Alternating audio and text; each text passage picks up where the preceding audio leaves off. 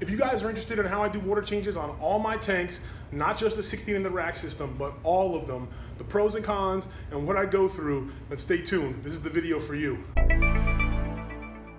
You guys might have seen my video on how I change the water automatically in the 16 tank rack system, but I also have to do some manually, and it all starts here with the 125. I just stick a python. This is an old crusty python that I stick in here and just suck the end of the hose, and it drains out to the garage. That's the first thing I do to get started is that.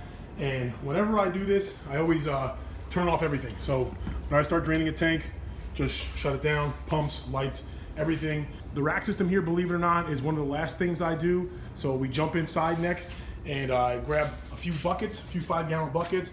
That's right, unfortunately, some of the tanks still require buckets. So I grab like 2 or 3 5-gallon buckets. I have some water conditioner, a long python, and a shorter gravel vac. Let's head inside. The next tank we start to work on is the 55 in the living room. And once again, I have my other python, stick it in there and start to drain it in the kitchen sink right here. And I just drain it in here to start. I don't hook it up there yet because I need to start filling up water for the 29-gallon tank, which we're gonna head to next. So I get this going, get the water kind of rough temperature, and we got these buckets set up. We're gonna take our other bucket and our smaller hose will come around to the dining room and over here to the 29-gallon, and we're gonna get started draining this tank next. But this is gonna sound crazy. It took me a year to figure this out, and every time I do this round of water changes, I get a little better and a little better.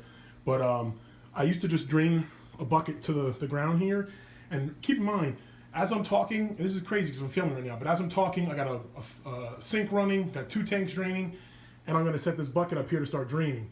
In the past, I would actually drain it into this bucket, but now I just learned, like, keep in mind, I had this tank here for almost a year.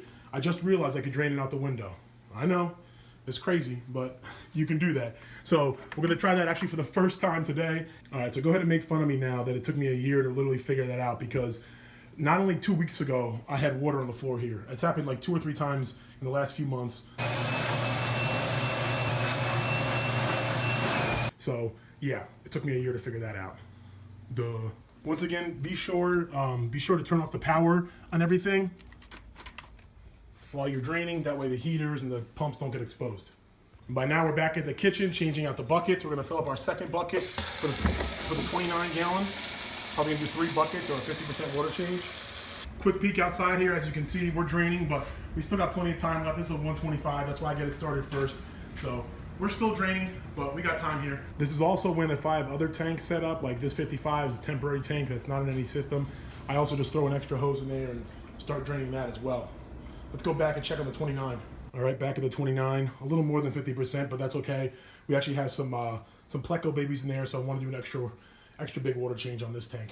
And we have the buckets almost ready here, so we're gonna throw some prime in them and get that tank started. You see the 55 is still draining. You know, we're probably gonna drop that till about halfway, so we have some time there. And the 125, we just left the garage, so we know we got time there. So let's concentrate on the 29 for now. All right, we got the 29-gallon mostly filled, and we see here that 125 still chugging away. Like I said, that's why we start that one first.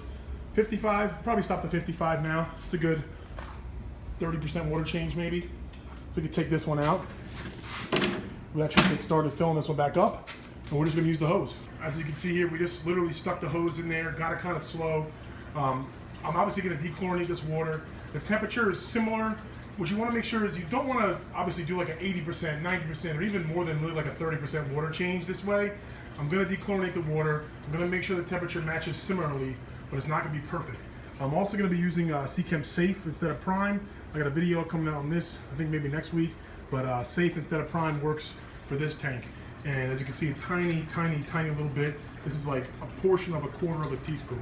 So we're gonna throw this in here, and now we're gonna head back inside. And let's get this last bucket filled into the 29, and the 55 is almost drained where we want it. So we're gonna be able to fill that up soon, and then we'll jump back outside. But let's do the 29 and finish that off right now.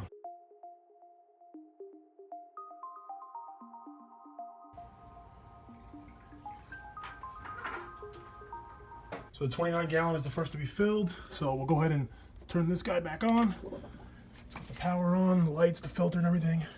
Heater. As you can see, it's a disaster. but that's normal. It'll clear up here in about an hour or a few hours. Let's go start filling up the 55 gallon. Now we want to hook up the Python to actually fill up the 55 gallon. So we're going to take off the sink hose. I'm going to ignore Bo barking in the background. We're going to twist on the Python here, attach it right here, and then turn the sink on and kind of gauge the temperature. And then when it's ready to go, you just get it cranking into the tank.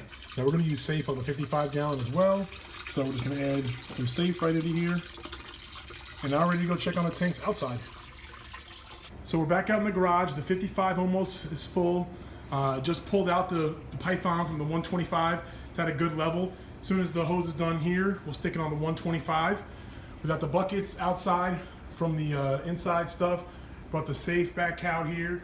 So the only thing left inside is that one Python. So let's finish up this 55 and switch it over to the 125.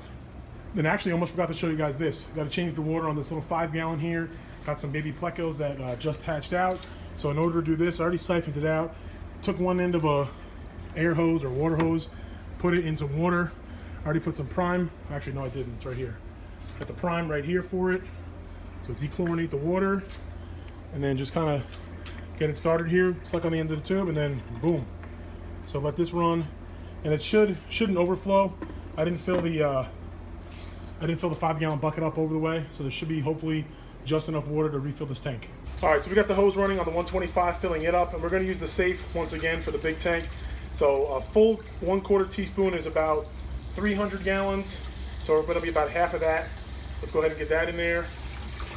And now we can go check on the 55 gallon inside, which should be done filling up. And don't worry, we're going to get to the rack system, I promise. We're saving the best and easiest for last. 55 gallon is filled up to where we want it, so I'm going to turn it off here and make sure we turn the lights back on and the pump back on, and then we're going to head back out to the 125 when it's done and switch that over to the rack system. It's time to do a water change on the 16 tank rack system. So what we're going to do here is use our DIY system with a carbon-free filter. We're going to hook it up to the hose. So essentially just come around here, and I'm going to change the hose we were using to fill up the tanks with the hose for the rack system.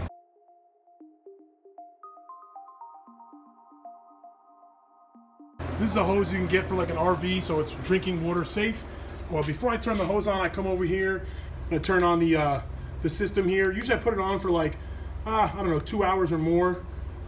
And then I set my alarm on my phone for about an hour, hour and a half. That way I can come before I turn it off. Like I said, it is an automatic system, but I run it manually for now because it's not perfect.